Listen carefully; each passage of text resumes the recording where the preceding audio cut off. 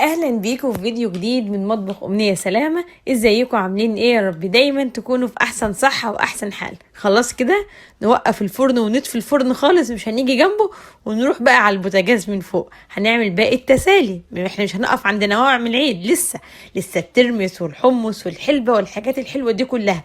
اوعي تفكري ان الوقت خلاص عدى ومش هنلحق، ده لو لسه ساعة على العيد هنلحق باذن الله. تعالوا مع بعض النهاردة نعمل تشكيلة كده تسالي الترمس والحمص والحلبة المنبتة والفول المشوي اللي في ناس كتير ما تعرفوش مع انه لذيذ جدا جدا. هنعملهم مع بعض بطريقة سهلة وبسرعة جدا، مش هنحتاج بقى ولا ننقع ولا نضيع وقت في النقع، وفي ساعة هتكون كل حاجة جاهزة. بس قبل ما نبدأ الفيديو أحب أفكركم أنا أمنية ودي قناتي، ولو دي أول مرة بتشوفيني ما تنسيش الاشتراك وتفعيل زر الجرس علشان توصلكم فيديوهاتي الجديدة. يلا بينا نبدأ ونشوف هنعمل ايه. اول حاجة هنجهزها، هنجيب الحمص وهنجيب الترمس وهنجيب فول الترمس العادي اللي احنا كنا عمالين ندمس فيه طول شهر رمضان عشان السحور، وهنجيب شوية الحلبة العادية الناشفة اللي من عند العطار جبناهم. يلا ندخل المطبخ ونبدأ. انا هنا جبت نص كيلو من الترمس ونص كيلو من الحمص زي ما انت حابه والكميه اللي انت بتحبيها. نقيتهم كده وبصيت عليهم بصه احتياطي، وتحت الحنفيه غسلتهم غسله محترمه. هنعمل ايه بعد كده؟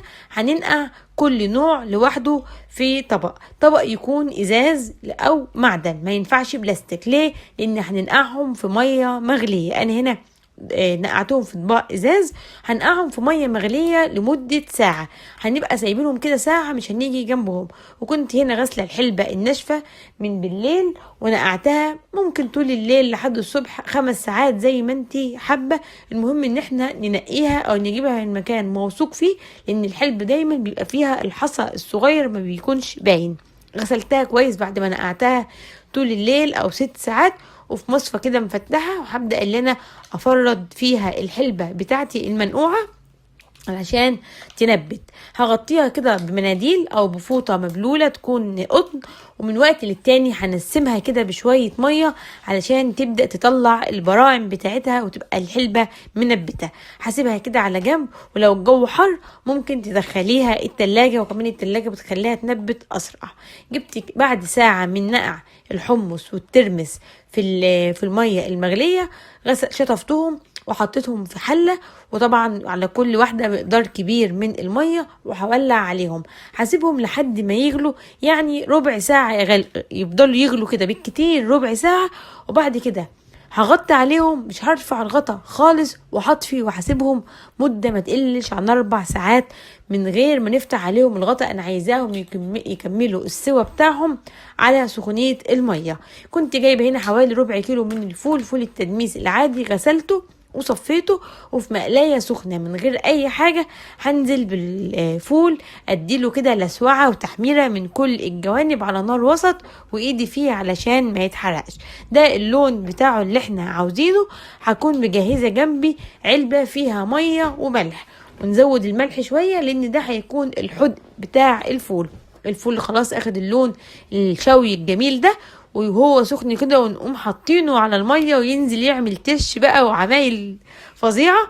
ميه وملح بزياده، وهغطيه وهسيبه علشان يشرب من الميه والملح دي ويطرى. هنا بعد 4 ساعات بعد ما طفيت على الترمس والحمص 4 ساعات، خلاص هكشف عليه على ايه مستوي، ولا في مهري ولا في سايب القشره بتاعته ولا اي حاجه. زي ما احنا شايفين كده مع بعض، ما خدوش معانا وقت. كل الحكايه ساعه اتنقع في الميه المغليه، وربع ساعه على النار، وطفينا عليه وسبناه متغطي. هاخده اشطفه شطفه كمان برضو من ميه السليق. وبعد كده هجهز المحلول اللي هو الميه والملح. على كل رتل ميه مثلا هنحط معلقتين كبار من الملح، او حسب الحدق اللي انت بتفضليه. وكده بقى عندنا اسرع حمص وترمس من غير ما نفضل ننقع طول الليل ولا اي حاجه. وادي الحلبه بتاعتنا بدات تنبت كده من وقت للتاني. برضو ما ننساش نديها رشه من الميه علشان تطلع كل البراعم بتاعتها وتبقى احلى حلبه منبته. يلا نقدم الترمس والحمص والحاجه بتاعتنا الجميله اللي دي عندي بتكون احلى تسالي في العيد، بيبقى حلو جدا. ومننساش بقى رشه الكمون والليمون والشطه، ونفتح كده على فيلم نكون بنحبه ونتجمع كلنا يا رب يا رب دايما على الخير. هنا ده الحمص وده الترمس. عايزه اقول لكم خدوا بالكم كويس لما نكون عاملين كميه لازم تتحفظ بميتها في التلاجة علشان ما تعملش ريم، ومن يوم والتاني نغير المية ونحط مية نظيفة. والأهم من ده كله لما نيجي نقدم من التسالي دي أو الترمس والحمص لازم ناخد بمعلقة وما نحطش ايدنا ابدا في المية دي علشان برضو المية ما تعملش ريم. الحاجات البسيطة دي بتفرق جدا في الحاجة اللي احنا بنقدمها. انا هنا كنت كمان نبت شوية حلبة كده، دي غطيان بلاستيك بتاعة الكوبايات بتاعة العصير، كانت ليها فتحة كده من تحت فنبت فيها برضو شوية من الحلبة، وعايزة تقعد لسه شوية كمان عشان البراعم دي تطول عن كده، بتبقى حلوة جدا. انا بحب عليها شطة كده، رشة شطة وحبة ليمون، تبقى في منتهى الجمال. وده شكل الاطباق بتاعتنا. عملنا مع بعض الترمس والحمص، ده الترمس السريع اللي هو اللي مش مر، ده الترمس السريع العادي، الترمس الحلو. وعملنا الحمص اللي هي اللي بيقولوا ناس بيقولوا حمص وناس بيقولوا بليلة، بس ده اسمه حمص. والفول المشوي الخطير اللي مفيش احلى من كده، والحلبة. ودي كانت احلى تسالي عملناها مع بعض النهاردة عشان العيد. كل سنة وانتوا طيبين. يلا قومي تشجعي، في ربع ساعة هتكوني مخلصة كل حاجة. كل سنة وانتوا طيبين. اشوفكم في فيديو جديد، مع السلامة.